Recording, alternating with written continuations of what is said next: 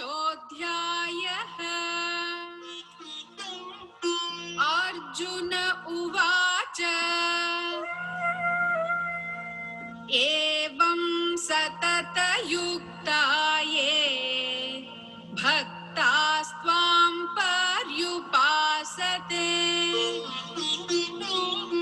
ये चाप्यक्षरमव्यक्तम् तेषां के योगवित्तमाः। श्रीभगवानुवाच मय्यावेश्य मनो ये माम् नित्ययुक्ता उपासते श्रद्धया परयोपेताः ते मे युक्ततमा मताः। ये त्वक्षरमनिर्देश्यम् अव्यक्तं पर्युपासते सर्वत्र गमचिन्त्यं च कूटस्थमचलं ध्रुवम् सन्नियं येन्द्रियग्रामं सर्वत्र समबुद्धयः ते प्राप्नुवन्ति मामेव सर्वभूतहिते रताः। क्लेशोऽधिकतरस्तेषाम् अव्यक्तासक्तचेतसाम् अव्यक्ता हि गतिर्दुःखम् देहवद्भिरवाप्यते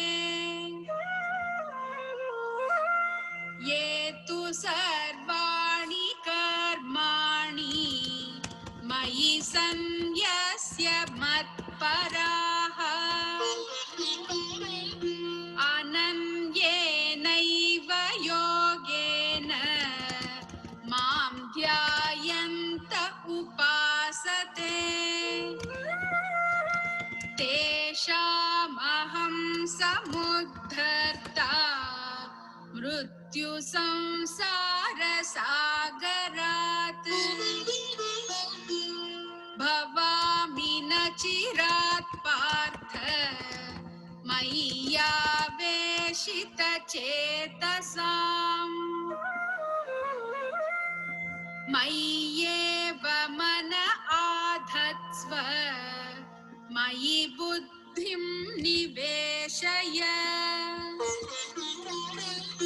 निवसिष्यसि मय्येव अत ऊर्ध्वं न संशयः। अथ चित्तं समाधातुं न शक्नोषि मयि स्थिरम् अभ्यासयोगेन ततः मामिच्छाप्तुं धनञ्जय अभ्यासेऽप्यसमर्थोऽसि मत्कर्म परमो भव मदर्थमपि कर्माणि कुर्वन् सिद्धिमवाप्स्यसि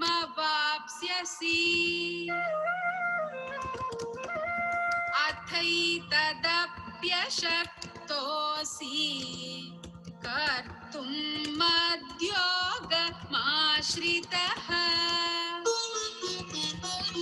सर्वकर्मफलत्यागं ततः कुरु यतात्मवान्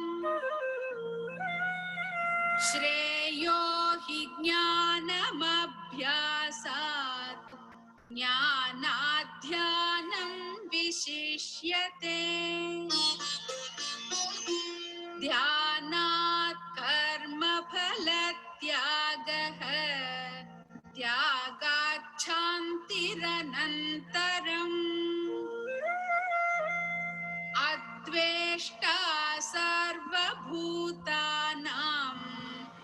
मैत्रः करुण एव च निर्ममो निरहङ्कारः समदुःखसुखक्षमी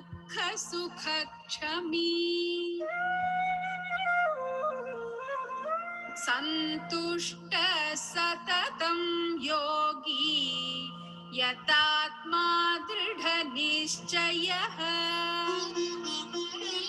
मय्यर्पितमनो बुद्धिः यो मद्भक्तः स मे प्रियः यस्मान्नो द्विजते लोकः लोकान्नो द्विजते च यः हर्षामर्षभयोद्वेगैः मुक्तो यः स च मे प्रियः अनपेक्षशुचिर्दक्षः उदासीनो गतव्यथः सर्वारम्भपरित्यागी यो मद्भक्तः स मे प्रियः यो न हृष्यति न द्वेष्टि न शोचति न काङ्क्षति शुभाशुभपरित्यागी भक्तिमान् यः स मे प्रियः समशत्रौ च मित्रे च तथा मानापमानयोः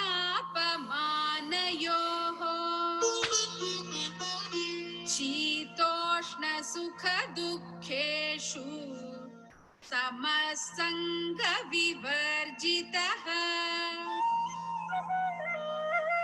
तुल्यनिन्दास्तुतिर्मौनी सन्तुष्टो येन केनचित्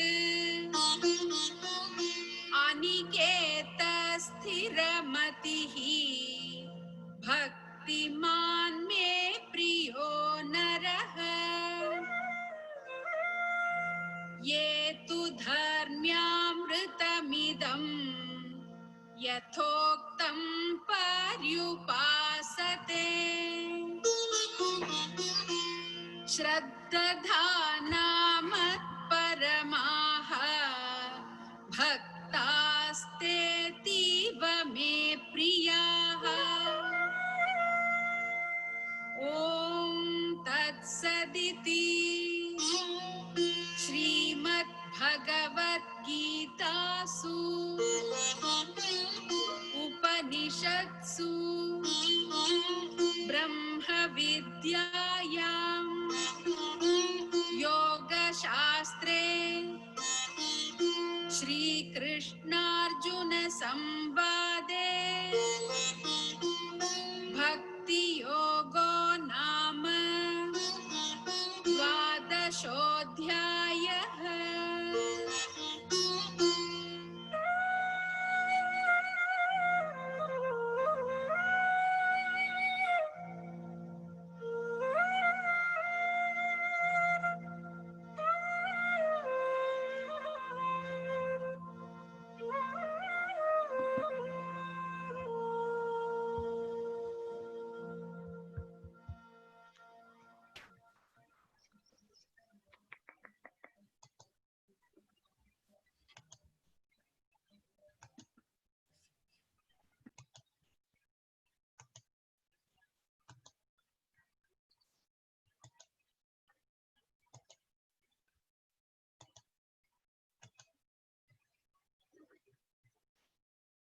Hari Om. Hari Om to everyone. We will get started.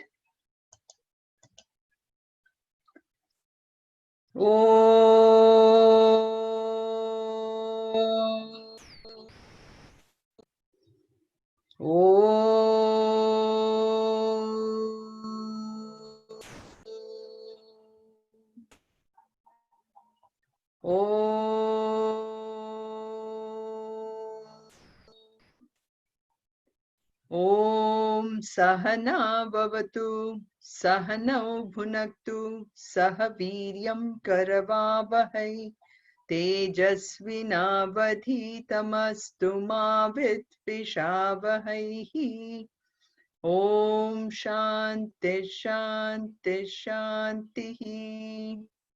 Vakratunda Mahakaya Suryakoti Samaprabha Nirvignam Kuru Me Deva Sarvakaryeshu Sarvada Saraswati Namastubhyam Varade Kamarupini Vidyarambam Karishyami Siddhir Bhavatu Me Sada Samasta Jana Kalyane Niratam Karunamayam Namami Chinmayam Devam Sadgurum Brahma Vidvaram. Om Shri Ganeshaya Namaha. Om Shri Saraswatyai Namaha. Om Shri Gurubhyo Namaha. My pranams to all of you. I don't know how many of you know, but this week is considered to be the Gita week. And there are some organizations who are celebrating the Gita week. So happy Gita week to all of you. So we won't chant the entire Gita Dhyanam, but we will just chant the last two mantras here.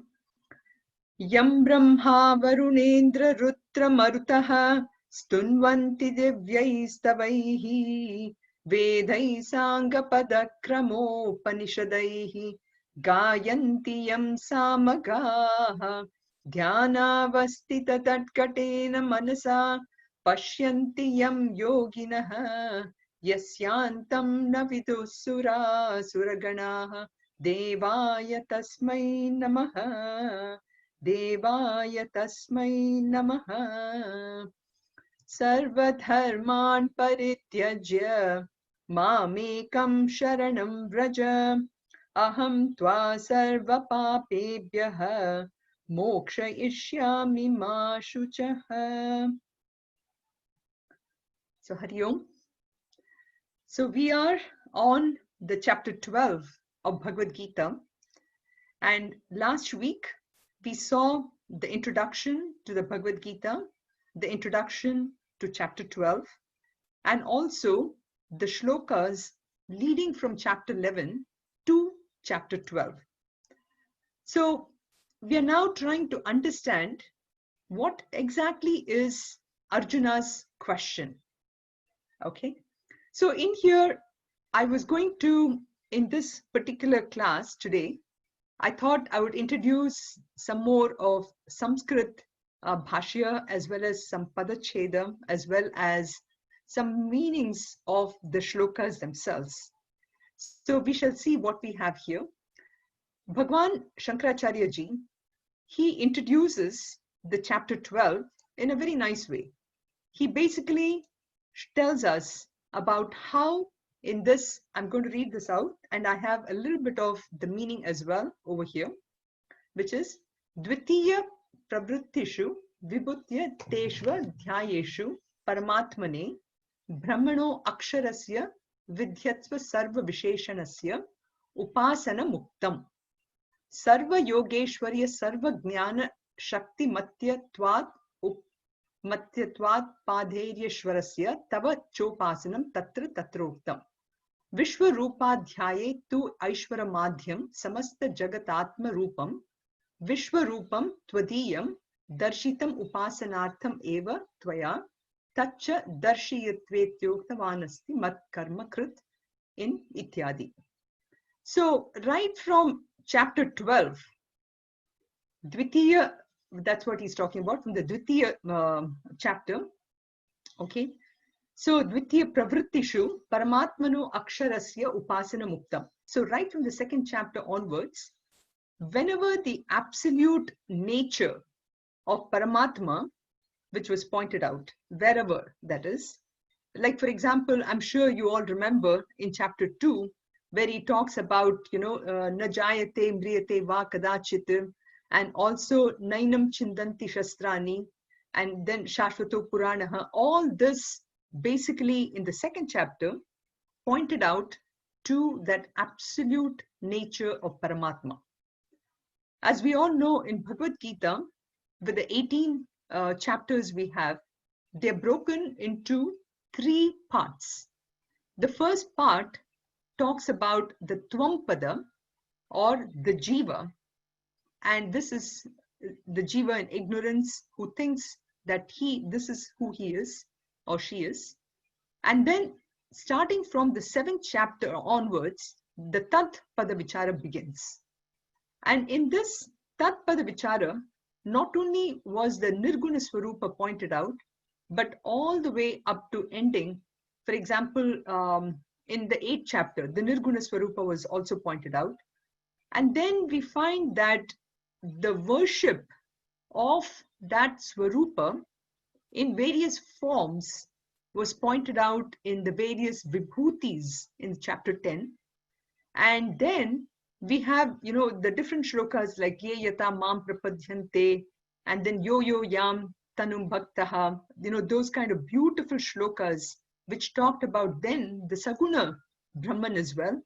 And here we have in chapter 11 where the Vishwarupa, the Virata Rupa of that absolute Paramatma was also pointed out. So when all this was pointed out, and you have the chapter 11 finishing off with Mat Karmakrit Mat Paramaha, Arjuna was rightfully sort of confused.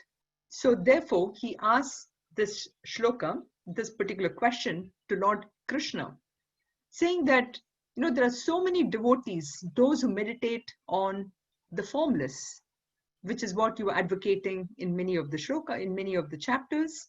And then there are those who also meditate upon the formless ones. So I want to know something very specific.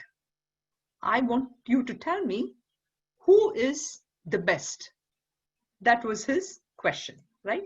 So for example, in this first shloka, opening shloka, Arjuna is asking the question, which is Ke Yoga Vittamaha, which is who are the best? Is it the people who worship the Saguna Brahman, or they worship you as a Nirguna Brahman? So we saw this beautifully in these 2 shlokas. And here I wanted to give you a little bit of the Sanskrit part of it, which is, if you break up the shloka as when you split the words, and apologize for those of you who are Sanskrit challenged, I do have a little bit of meaning here for the Anvaya, but I just wanted to put this for those of us who are taking Sanskrit seriously and would love to know how to analyze these shlokas. So just a minute on this one.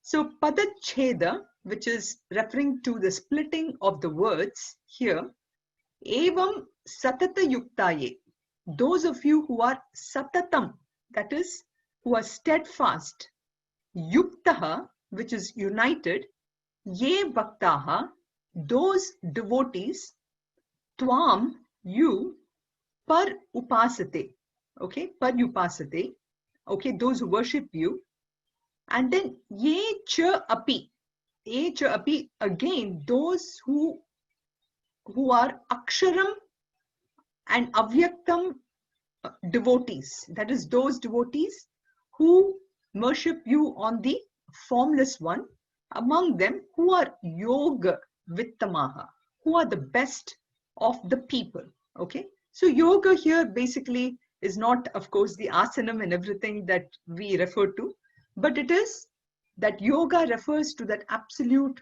perfection, that person who has recognized himself or herself as the embodiment of that being. So among this, who do you think is the best? So that is the splitting of the words.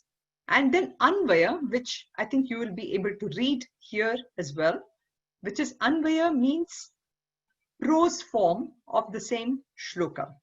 As you know, in Sanskrit, many of the shlokas are written in a certain meter in which you have the split and everything perfectly aligned to form the 2 sentences.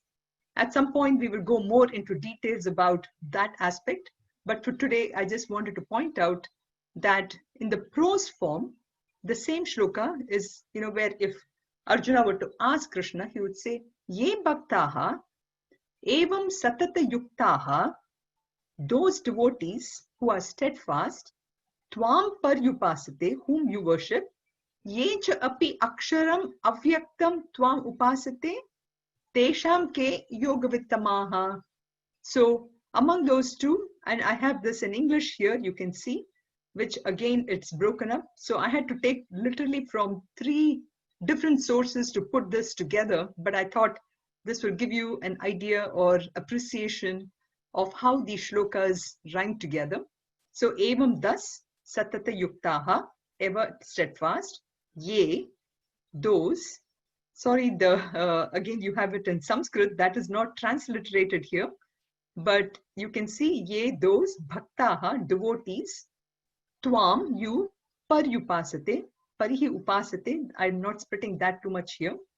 Ye ke, ye, those, cha api, api means also, avyaktam, unmanifest, aksharam, imperishable, tesham, of them, ke, meaning who, are better versed. Okay, so sounds like a simple question, and it also is a question which many of us sometimes, when we are more in sort of the materialistic world, we tend to ask a question which sometimes seems divisive, right?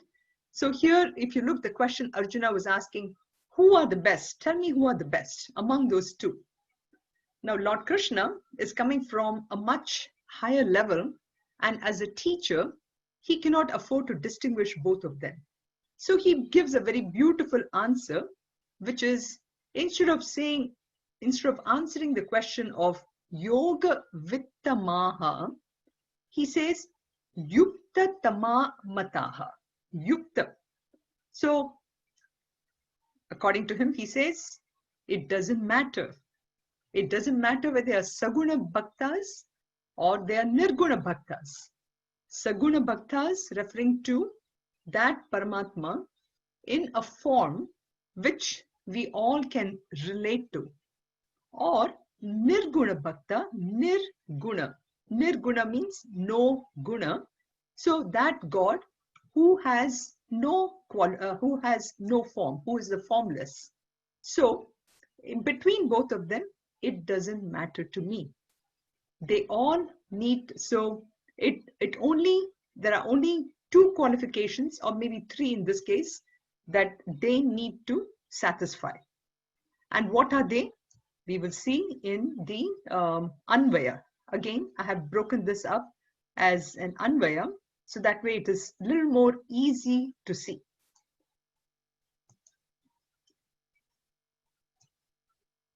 So we have Maya Veshya Mano Ye Mam Nitya Yukta Upasate Shraddhaya Parayo Upetaha Te Me Yuktatama Mataha.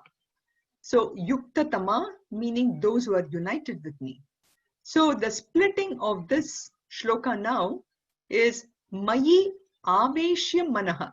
So Maya Veshya is Mayi, to me, Aveshya, who enters, and we saw this meaning last time, Manaha, the mind.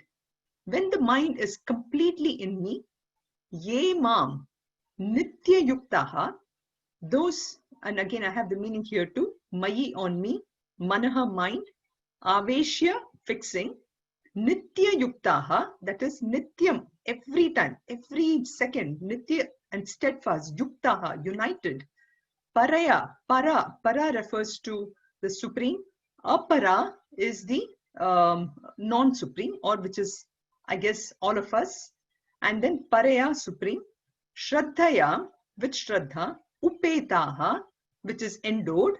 Ye mam upasate, those who worship me completely with the mind united with me, Shraddhaya, I consider them to be the best. Me mataha. That is very important. So in my opinion, those are the very best of people. Whew. So this, doesn't that give us a kind of satisfaction? So you see, Lord Krishna is being extremely fair. He is not excluding anybody. He is not saying only those people who are, who are worshipping the formless are better, and the people who are worshipping the form are not better. No, he's not saying that. At the end of the day, the only things that matter to me are they have to have the complete mind in me, and they have to be steadfast in their devotion. They have to be completely united with me. So those are the three things that he is referring to. When it is done with 100% faith, 100% faith, Shraddha, that is the only thing that is important. And here I wanted to explain Shraddha. I mentioned last time about this beautiful definition of Shraddha from Viveka Chudamani, where Moksha Karana Samagram Bhakti Reva Gariyasi Swaswarupa Anusandhanam Bhakti Ityabhidhiyate. So basically meaning that among the instruments and conditions necessary for moksha, moksha karana, which is for moksha karana, for moksha karana samagriyam, which is instruments, bhakti eva gariyasi. Bhakti alone is supreme. So isn't that interesting for us to listen to it? But the second line is even more interesting, where he says swa rupa anusandhanam, which is living up to one's real nature. Swa rupa anusandhanam, living up to a nature. Bhakti iti abhidhiyate. That is pure bhakti. A constant attempt to line up to one's own real nature is called as single-pointed devotion. So you can see how both bhakti and jnana appears to come together in this one particular shloka of Viveka Chudamani, and that is bhakti at the highest. Today, we have an idea that bhakti is when I go to the temple and I stand in front of the Lord and I worship him, then I am a true bhakta. But you will see in the next few shlokas what that level of bhakti is and what is this highest level of bhakti, which is mentioned in Viveka Chudamani and which is really epitomized in this shloka of Maya Veshya Mano Ye Mam. So over here, I'm going to also give you some more Sanskrit definitions, which I think is really nice, because the minute I study this, I find that I now really understand what the word upasana means. And so what the first one, we touched upon it last time a little bit. It is upasanam is upasya samipe asanam. Upasya samipe asanam, upasanam. Sorry, there's a mistake in the Sanskrit word there. I was trying to use the Sanskrit language font on my computer. It is upasanam in Sanskrit. And so the root for Sanskrit word upasanam is, it comes from the dhatu or the root called as, and upa means near. So sitting close to someone or waiting on someone with reference. And we've seen this reference to Upanishads also, where I sit at the feet of the teacher with reverence. So the word upasanam brings about so many different meanings. It brings a sense of humility, it brings a sense of gratitude. And when we have some of those values, automatically my mind is so much more purer, and it allows me to accept that God in my life and that teachings which the Guru is teaching me.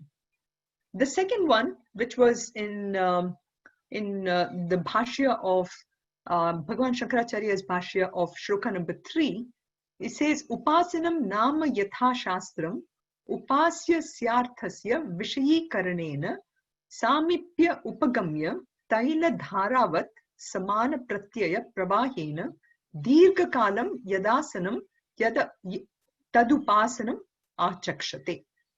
So upasana meditation means approaching an object of meditation as presented by the scriptures and making it an object of one's own thought and dwelling on it uninterruptedly for long by continuing the same current of thought with regard to it, just like Taila Dharavat, that is, just like a line of pouring oil. How when the oil is poured, because of the viscosity of the oil, you see that there is no breaks in that drop of the oil. So what this definition is saying, that upasanam, or when I'm sitting in front of the Lord, when I'm sitting in front of that idol of worship, my thought has to be unbroken. Not even a second can it go here and there or think about something else, but it has to be like that oil which is non-stop, which is continuously flowing. And I'm sure some of you might remember from chapter 6 in meditation, that also is, we have seen some of that definition for how our meditation should be.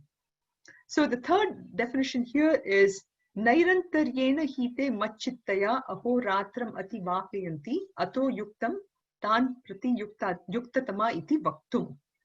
Kimitare yuktatama na bhavanti na kintu tan prati yad vaktavyam tat shrunu. So the most perfect yogis.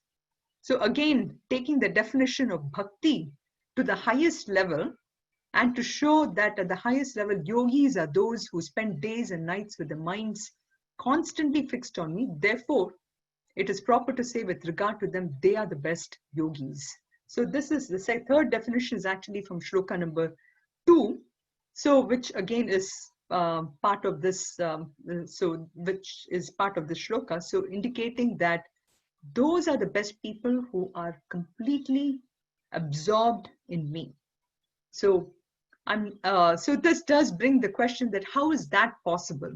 Is it possible for me to always be 100% thinking of only the Lord? Should I not be doing some work? Am I not, when I'm living in this world, I'm doing a lot of work. So my attention does go away. So how should I lead my life? So again, this chapter of Bhakti Yoga is so beautiful in giving us that knowledge of how to focus our attention in spite of everything that is happening in and around us. And that is why, as I mentioned last time too, this is such a beautiful chapter which allows us to focus on the most important thing and not be worried about anything. And because if I have my complete Shraddha, as I mentioned in these definitions here, then I think there is a power beyond me who is going to take care of it no matter what. All I need to do is focus my attention completely on that absolute Paramatma. And in many ways, I guess today, this the coronavirus situation that we are in is probably a way for us to take our mind away from everything that I might be doing today. Because as you know very well, as we are in this seclusion, in the solitude, my mind sometimes goes more into, can I try this recipe now? Or look at all the other things that, I wanted to do, maybe some other activities, maybe try out many different recipes, maybe, call different people and have a party, Zoom party, everything. Not that we should not have it, but this is also a way for us to bring our mind and attention to that absolute sense of what bhakti really means. So having said this in the shloka 2, we now have the third and the fourth shlokas, where you see Lord Krishna giving Arjuna a flavor of what it is to focus our mind. So he's exposing us to the highest challenge which we can take our mind to. So today, the challenge that we think in the materialistic world, for example, if it is a question of money, it's like, okay, if I earn $1 billion or $1 trillion, then I am the wealthiest and the richest. I need to push myself to that level. That is at the baser gross level. What is the next level that we can think of if I want to say that I want to be better than the person who is earning that lot more money? Well, I'm going to invent the best gadget in the world, and I'm going to, make sure that the maximum number of people can benefit out of this. Well, we do have that too. Today we have, the iPhones or anything, which definitely was a revolutionary equipment that has been brought to our midst. Well, even more so, right now we are already thinking about maybe building a hotel on Mars, right? Maybe it may happen, who knows? But what Lord Krishna is telling us is he's exposing us even beyond that. He's asking us, how much more can you take your mind to? And that is where shloka number 3, which is Ye tvakshara manir deshyam avyaktam paryupasate sarvatra gamachintyam cha kutastam achalam dhruvam. So he's trying to show us that superpower. Today we might, as I give you these examples, for those who want to put their attention only on the money, that is the superpower for them. For those who want to put their attention on something more, that is superpower.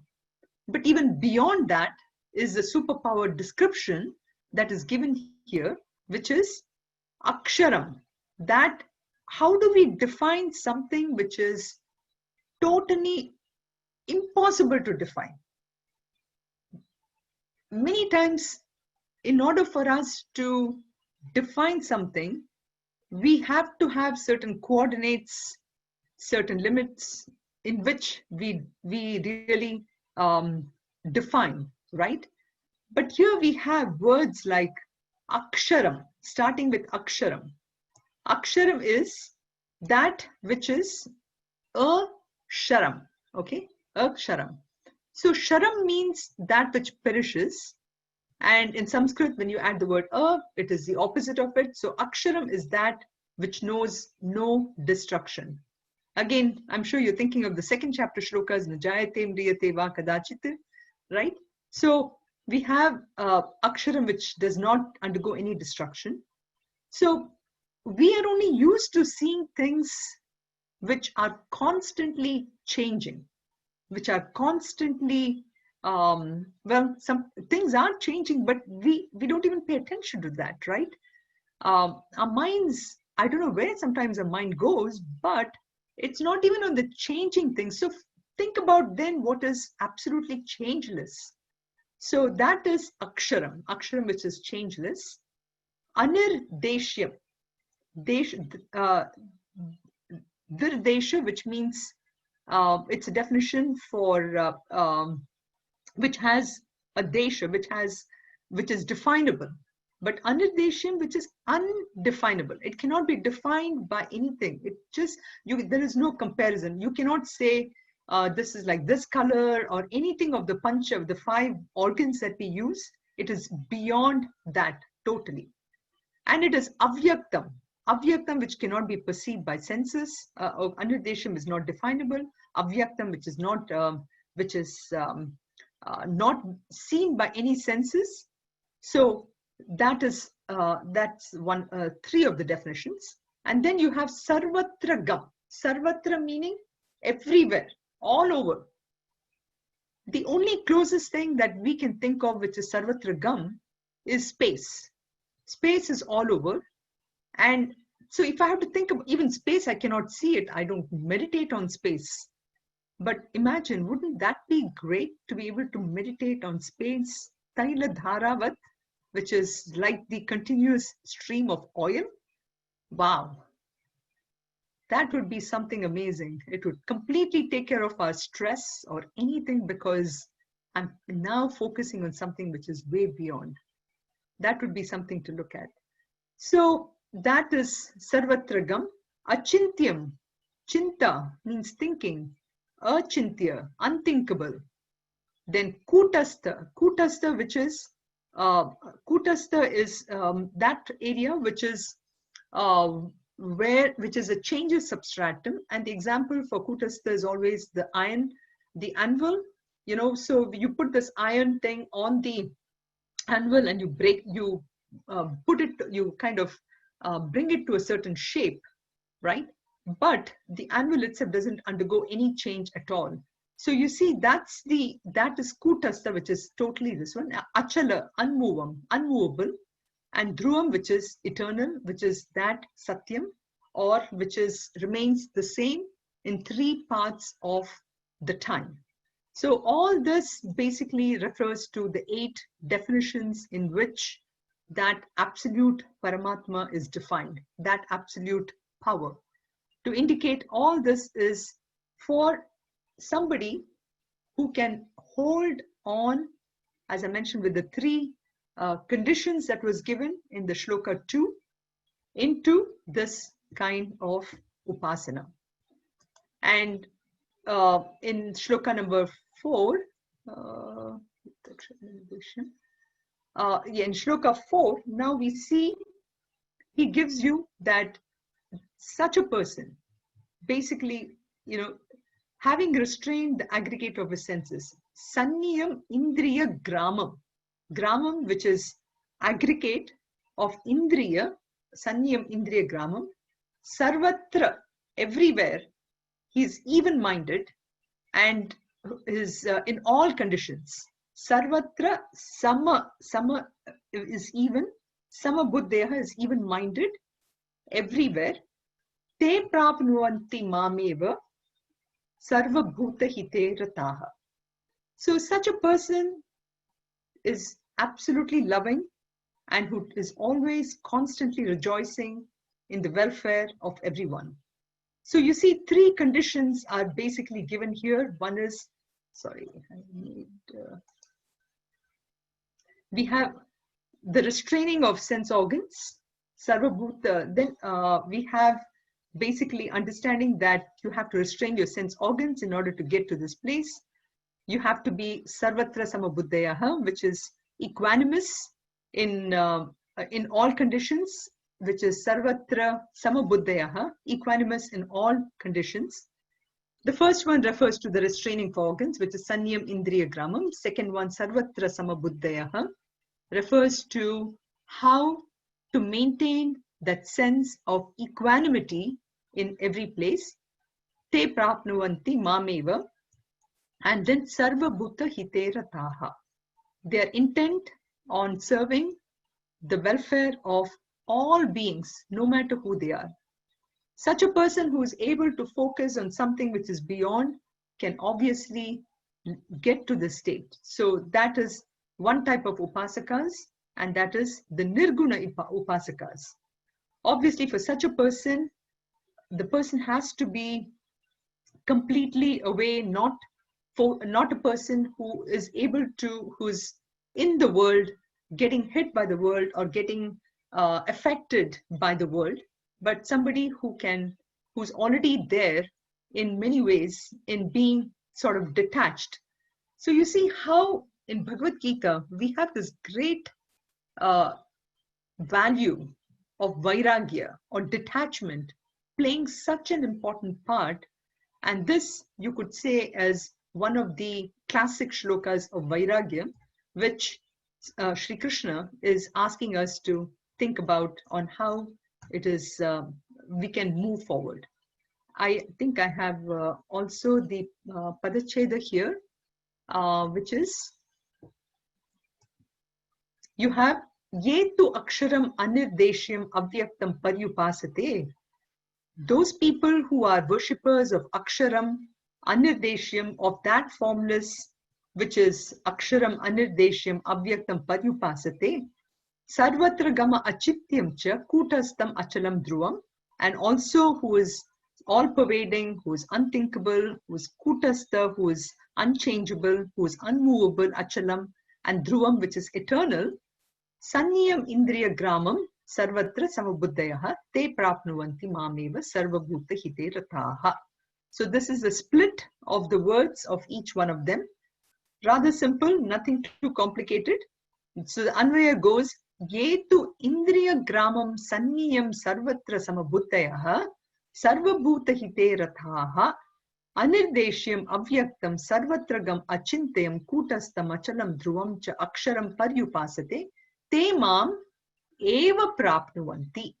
So you see how he has combined both the shlokas now to explain about those people who look after everyone, those people who are restrained of the senses, and those people who are equanimous. Such people worship Anirdeshyam, worship that formless Brahman in the form of Anirdeshyam Avyaktam Sarvatragam, and those people, they come to me. And this is again the English word here, everywhere, even-minded, who are the aggregate of the senses, having subdued the senses, the indefinable, the unmanifest, omnipresent, unthinkable, unchangeable Aksharam, they worship that God. So it could be looked in two different ways. As I said, one is only those people who are even-minded and who have control and who are constantly loving, who's compassionate. They are the ones who can meditate upon that formless, unthinkable, immovable. So this shlokas 3 and 4, they refer to those upasakas who worship the Nirguna Brahman. So what about the rest? Shall we see them? Okay. Before we see them, let's also understand that this upasana is really not for everyone. Why? It says, Kleshaha adhikataraha tesham, Klesho adhikataras tesham, avyakta sakta chetasam, avyakta hi gatir dukkham, dehavad bhiravapyate. So I didn't put too much into splitting words here because I know I would be taking too much time. In this 4 weeks, I don't have that much time to do it, but I just wanted to give you a flavor of the first few shlokas. But you can see it's already split here. Kleshaha adhikataras tesham. It is greater is the trouble, kleshaha, for focusing on the avyakta asakta chetasam, whose minds are set on the unmanifest. Avyakta hi gatihi dukkham, because that gatihi or goal is very hard. Dukkham, he's referring to as dukkham as not sorrow, but saying it's extremely hard. Because dehavad bihi avapyate, for the embodied, that is, the people who recognize themselves as the jiva, the person who is constantly referring to he or she as being different from the others, embodied, the one who has a body. So that is a difficulty for the Nirguna Upasakas. So what does that mean? Does it mean that I give up? No. Shri Krishna has, again, lots of, he's so compassionate, and depending upon where we are in our own spiritual journey, he has different ideas for all of us. Let us see what they are. So in shlokas 6, he's bringing up now for those people who have the aspect of understanding that I need now that my mind is something where I won't say it is like the Taila Dharavat, right, which is 100% focused on the Nirguna. So I want something more. So now let's start looking at the Saguna, or that Paramatma with qualities. So for me, if I want to worship that Paramatma with qualities, how do I do it? So here, Shloka 6 and 7, they actually go together, but I didn't want to put both of them in the same one. So we will see both of them. Yetu sarvani karmani mai sanyasya mat paraha ananye naiva yogena mam dhyayanta upasate.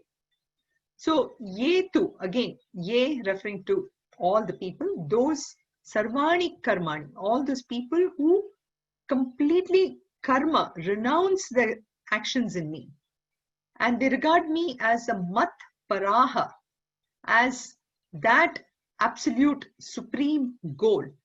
Mai sanyasya mat paraha, sanyasya referring to renouncing. So those devotees who have renounced all their actions to me. And in here, some of you may remember this beautiful shloka from Bhagavatam where he says Shravanam, Kirtanam, Dhasyam, doing Pada Sevanam. So when I'm doing every actions as if I'm doing it for the Lord, whether I'm listening, whether I'm doing my work, whether the Pada Sevanam, or whether I'm singing, in everything I'm just completely saying that, oh Lord, you're the one who is acting through me. I'm only doing your job.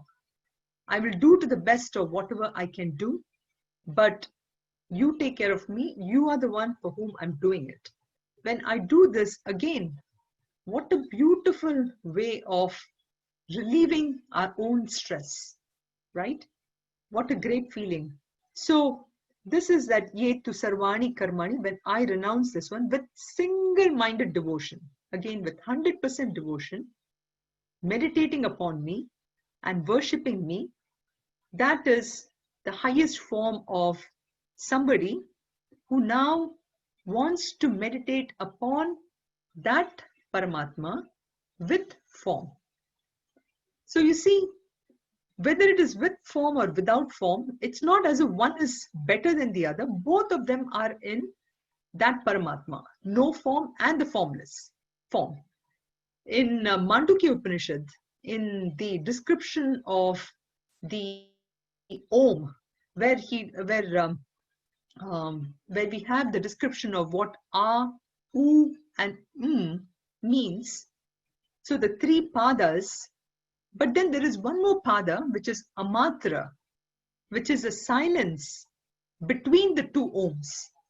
The silence you could construe as that for the embodiment of that absolute one, absolute Paramatma, and A, U, and refers to the three padas, which of course we in Mandukya there's a lot of description of the avastatraya, the three states of consciousness. So it's all four together is what makes up the absolute. So we see that here too, the worship of that God in the form of a rupam, where the only condition is where I'm completely devoted, completely focusing my attention, where I'm denouncing my actions and all this, that is one form of the worship. So for them, those upasakas who are able to, with single pointed devotion, focus their attention, tesham, for those, aham, samudharta, for them, the savior, samudharta, I take them out. I'm the savior. From where? Well, from the ocean. Which ocean? Sagara, Mrityu Samsara Sagara. So we have from that ocean of birth and death, Bhavami Nachirat Partha. This word Nachirat, Achirat, is such a very powerful word. And this shloka is so beautiful in that regard. Okay? Bhavami Nachirat Partha Maya Veshita Chetasam. So Maya, again, Aveshya, we came across the same words before. Mayi Aveshya Chetasam, which is my mind. When my mind is completely focused on that absolute Lord, then the Lord himself is giving us a guarantee, a complete guarantee that I will now come and take you out of this samsar, samsarati iti samsar, right? We saw this definition before, which is this world, which is full of dukkha and sukha, So he pulls you out and he takes you there. So this is to say that at the end of the day, there is only so much that I can do by myself. In spite of that, I need that force, that absolute power to take me out. And that is what we see in this shloka, which is for those people who are in that realm, which is shown in shloka number 6, is how Lord Krishna gives them the guarantee. So what about if I'm not exactly that kind of a devotee? So what is my solution? What is the solution for me? Let us see that. So we have in shloka number 8, where he says, Mayeva mana adatsva, Mayi buddhim niveshaya, nivasishyasi mayeva, atha urdhvam na samshayaha. Samshayam, which many of you know, it's a common word in our Tamil and of course Kannada and Malayalam words, where samshayam means a doubt. There's no doubt at all, where the person who, even if you're not able to fix your mind on me alone, where maybe you're, as Gurudev beautifully mentions about how maybe, that there's still some amount of vasanas which is kind of persecuting me. He says, even if my mind goes away, there is sometimes here and there, keep bringing your mind alone to me. So bring your mind and your intellect. So such a person who is in stage 4 here is a person who is not 90% there, or which is how it is said in the previous one, but whose mind sometimes goes, a little bit outside. So mayeva mana adatsva. Keep on bringing your mind to me and place that intellect in me. And when you do that, you shall live in me alone and you will have no doubt whatsoever. So here, a beautiful shloka again, giving us a lot of hope on the fact that I can actually still bring my mind, and I have a lot of hope. So from here on, now we go on to the shloka number 9, where what if I'm not able to do that? What if I'm not able to fix my mind completely? So the difference between the shloka number 8 and 7 is the person in shloka number 7 is completely there. Whatever he does in that aspect of thinking that I'm doing it, I'm completely in tune with Krishna.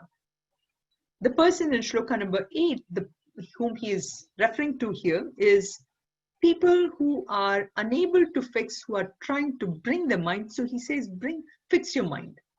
Now in shloka 9, there is some effort that is needed for that person to bring himself to fix the mind. So what is this shloka? It says, Atha chittam samadhatum na shaknoshi mayi sthiram abhyasa yogena tataha mamichhaptum dhananjaya.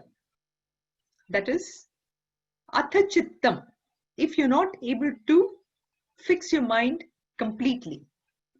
Okay, so again, this is classic example of all of us, where a mind is always wavering in the decisions that we take. It's hard for us to make a decision right away, right? Yoga karma sukaushalam, which is, the skill in bringing that mind to fix it. If the fixing of mind is difficult, when I'm not able to steadily do it, the chittam referring to the mind, samadhatum, which is fixing steadily, na shaknoshi meaning unable to do it, mayi sthiram, in me, then abhyasa yoga, which is by constant yoga of practice, abhyasa yoga, yogena tataha, mam Ichha aptum dhananjaya. You can, when you have the desire to reach me, then by this yoga of constant practice, one can reach this place. So now I think you can see Sri Krishna is talking. Earlier, the steps that he gave seemed like pretty far out, unable to reach, but now he's talking to somebody like me, whose mind keeps wavering, who is not able to steadily work on one thing at a time, but yet I do have the desire. I recognize how important it is for me to have the Shraddha. I have the Shraddha also, but yet my mind also gets deviated. So that is Abhyasa Yoga. Now let's see, there is one more step. What if I'm unable to even practice? I'm not able to sit down. I'm not able to sit and just do that japa and bring my mind to a focus. What then? What solution do you have now for me? So now we have Sri Krishna giving this example of now how I can use more effectively japa yoga and kirtan in order to bring my mind to focus. And what is that? Abhyasepya samarthosi mat karma paramo bhava madartamapi karmani kurvan siddhimavapsyasi. So abhyasepya samarthosi, which is abhyasa yoga. If I'm not able to do it, asamarthosi, if I'm unable to do it, then madartamapi, mother, which is again for my sake, madartamapi, karmani, you do this actions, kurvan siddhim avapsyasi. If you just do any actions and then you just dedicate it to me, dedicate whatever you get, dedicate the actions to me, then also you can attain perfection.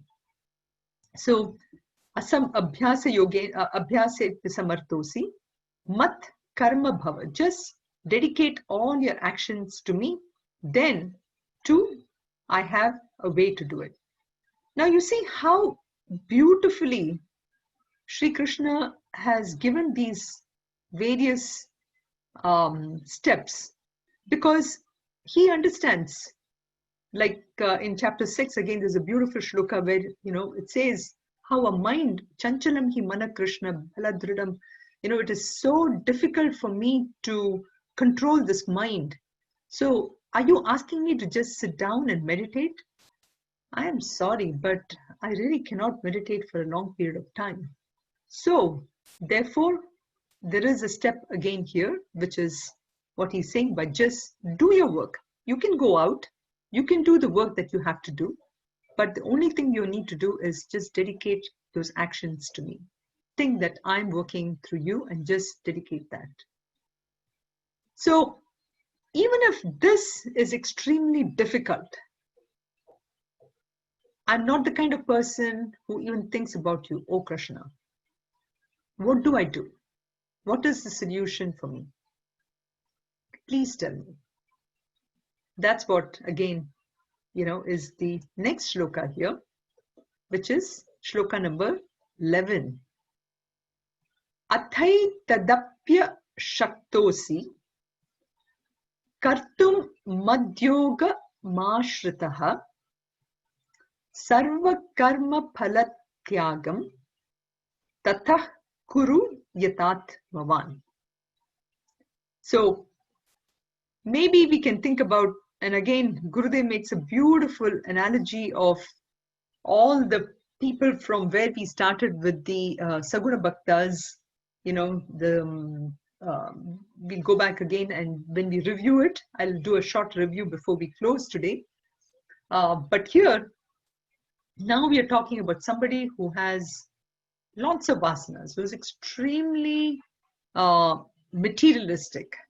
And it's extremely difficult for such a person to even contemplate, to even think that there is that power, that God who is there taking care of me. This person thinks that he or she is the one who is doing, who's driving things, and who's making things work. So what is the solution for such a person?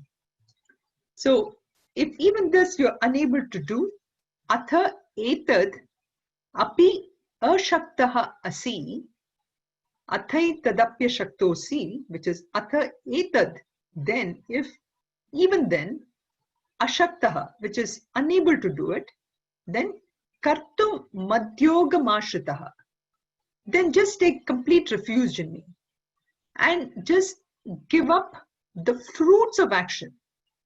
The previous shloka talked about the actions, but here we are talking about the fruits of actions. That is, he's saying, go for it. You can go and do what you have to do in this world. Even say that I did it, I did it. That is also okay for me. Okay? But tell me this. When you get your fruits of action, that is, if you get the money, some money, extra money out of it, come and just donate it to me. Or just any, somebody, if you become really famous or whatever, or anything, and they call and they garland you and everything, at that point in time, just give up that fruit of action, that aspect of when people are, congratulating you or anything. Even at that point, just think of me and give up that to me. So, tata kuru yatatmavan, and so you can do this with your mind under control. So, you see, up till this shloka number 11, and from shloka number 12, we will be going through some other discussion for about 1 or 2 shlokas, and then, of course, we will be talking about that beautiful devotee who has all the great qualities of a great bhakta. But up till here we have, so I'm going to go back and we will do a quick review here, starting from, so we understood from shloka 1 about the question, Arjuna's question. And then in shloka number 2, we discussed about how that Sri Krishna is not having any kind of partiality towards any kind of upasakas, whether it's saguna or nirguna upasakas. Both of them are important to him. And the only thing he asks is that absolute devotion to him and with complete faith. And then we had in shloka number 3 and 4, where those who are able to worship that formless Brahman. Okay, that's what 3 and 4 was referring to. And then we had in shloka number 5, where the difficulty for something like this. So the whole point is, and we are all familiar with this, even at home when we have children who really want to get into that MIT or Yale or, some of those huge, big universities. And, we sometimes show that, if that is the best or not. But the whole idea is, Shri Krishna is trying to say is that it doesn't matter whether you go to Yale, it doesn't matter whether you go to you're all equally important to me. So the difficulty is just because those universities are there, it might be extremely difficult to get to those kind of places. But there may be some who are capable of doing it. So what? It doesn't matter. It's like, going for a PhD versus going for any of the degrees. Just because we are able to do a PhD, does that put you in a different footing? No. And this is where sometimes we have to push ourselves to recognize that everybody is important. And therefore, this shlokas of Nirguna Upasana would be more of a PhD kind of a shloka. And now you're getting into the Saguna Upasakas who need a form to dedicate themselves. So you see somebody who is a Saguna Upasaka here, Yetu Sarvani Karmani, who needs basically an idol or God in a form in order to dedicate.